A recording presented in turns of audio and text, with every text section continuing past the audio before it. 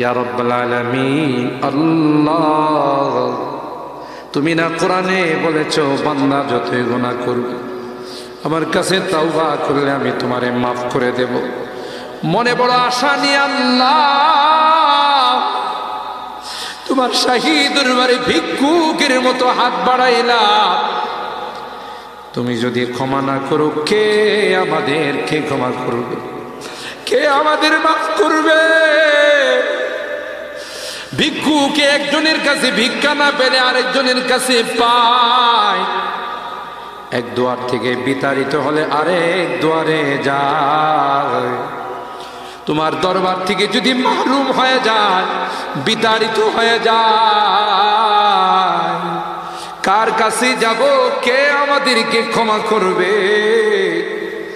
মালিক রে, কাঙ্গালের মতো হাত বাড়াইলাম, তাওবা করতেছি, আর জীবনে কোনোদিন নামাজ ছাড়ব না, আর জীবনে কোনো গুনাহ করব না, আর জীবনে কোনোদিন বেপরদায় চলব না, আর কোনোদিন সুদি লেনদেন করব না।